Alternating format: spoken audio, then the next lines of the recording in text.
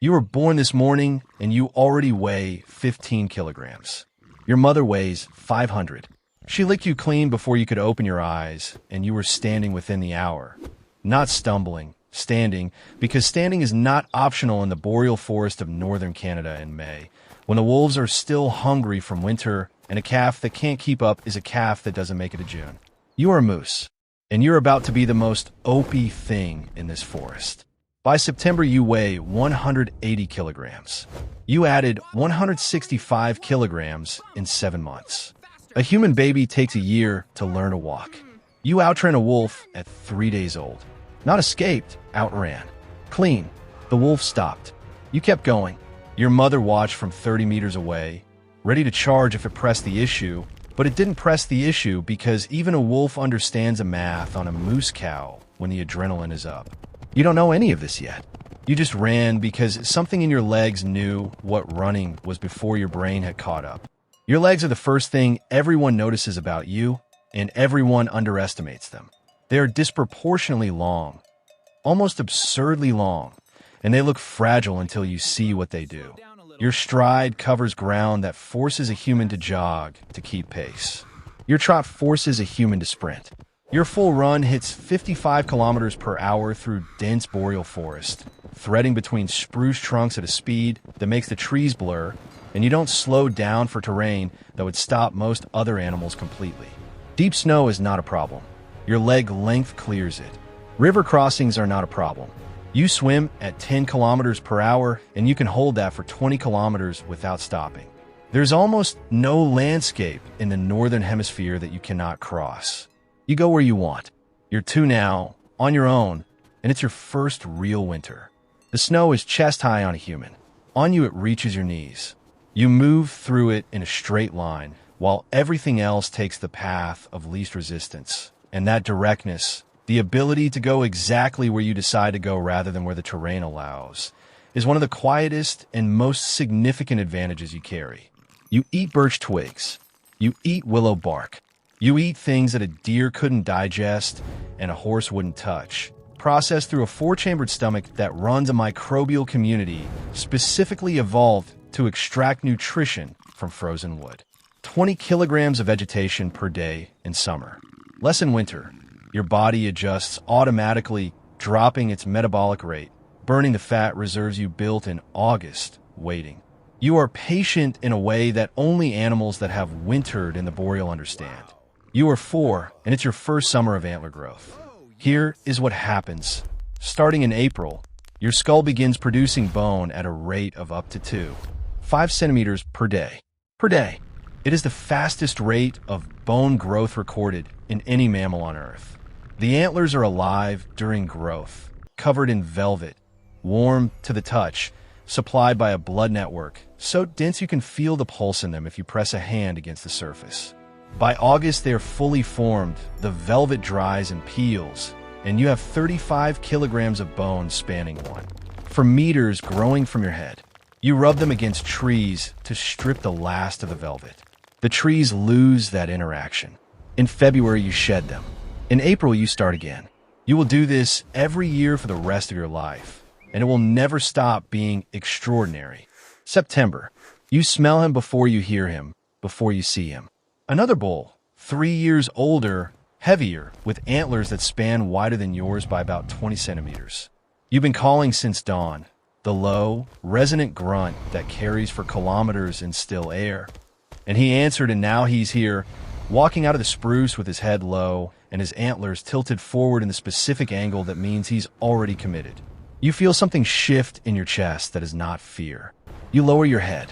You walk toward him. The contact when your antlers lock is enormous.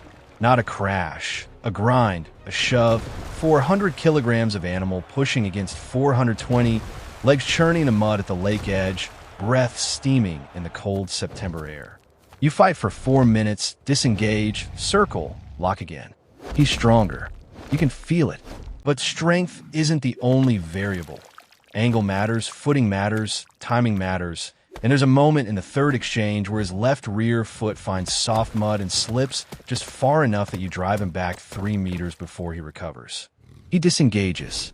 He stands 20 meters away, breathing hard, and you stand where you are and breathe hard. After a while, he turns and walks back into the trees. You watch him go. You didn't win, but you didn't lose either. In moose terms, this is a good outcome. A fight that ends with both animals walking away is a fight where the real stakes, a broken leg, a punctured flank, an antler through the eye, were avoided. You will try again next year. He will be there or he won't. This is the rut. This is how it works.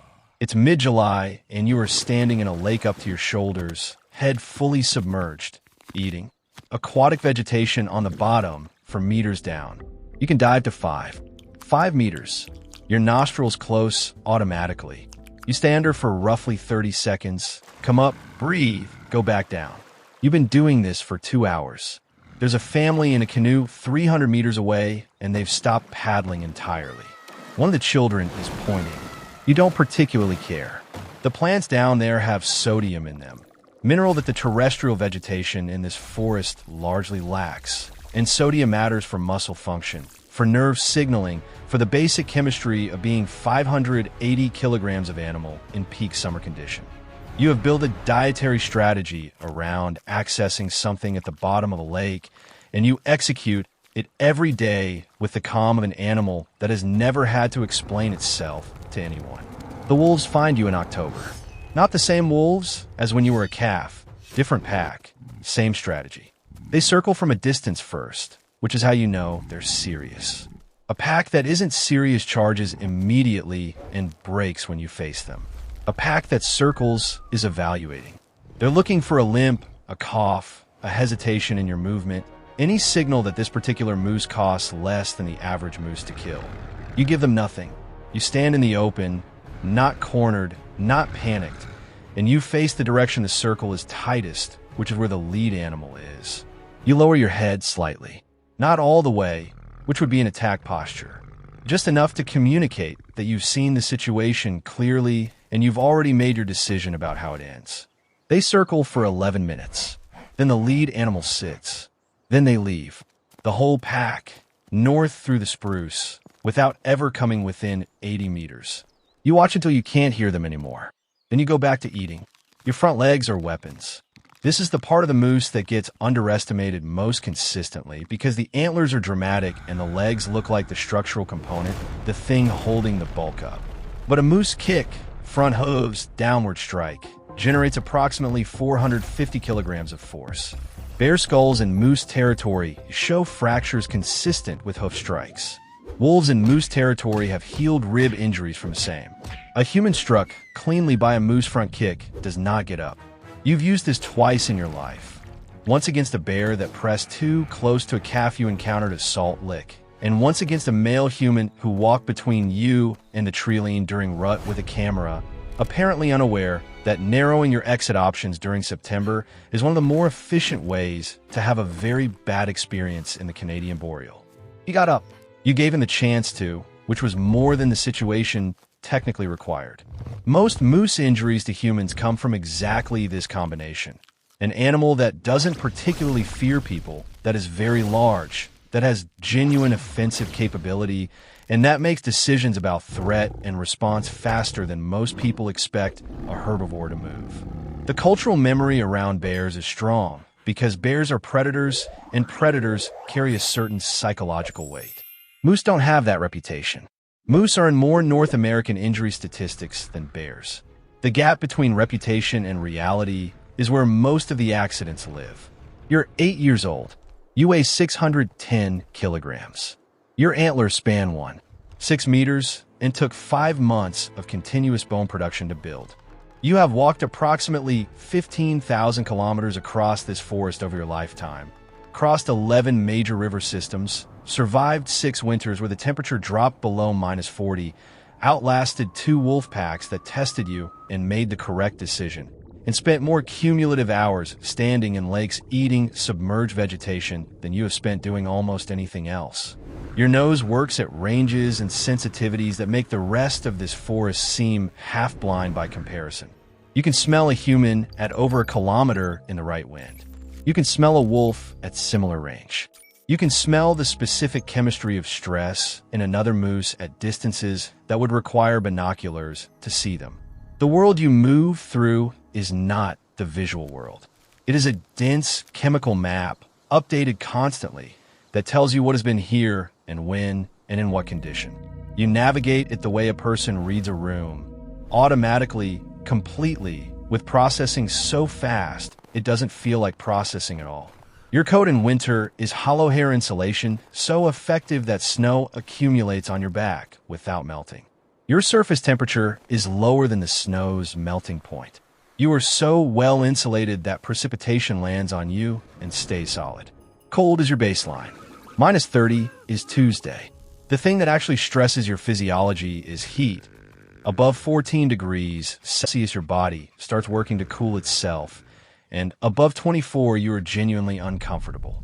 In a warming climate, the southern edge of Moose Range is contracting. Not because of hunting, not because of habitat loss, because of warmth. The animal that dominated the boreal for millions of years has one real vulnerability, and it is a warm summer afternoon. You don't know any of this. You know the lake you're standing in, the scent of the wind, the direction the wolves went, the specific weight of the snow this year compared to last. You know your forest, the way something knows a thing it has never had to learn because it was always already there, built into the architecture of what you are. You're not the fastest thing in this forest. The wolf is faster over short distance. You're not the strongest. The bear outweighs you in some configurations and has different tools. You're not the most dangerous. You're something else, fully optimized for this specific place in this specific climate, over millions of years of selection pressure that produced an animal capable of growing 35 kilograms of bone from its skull every spring, diving 5 meters underwater for salad, outrunning wolves at 3 days old, and standing in a snowstorm at -40 looking completely unbothered. There are maybe 5 million moose alive right now. They live in places most people never go. They do things most people never see. And almost nobody knows what they actually are. Now you do. Subscribe if you want to know what else is out there being extraordinary in places nobody's watching. Every week. See you there.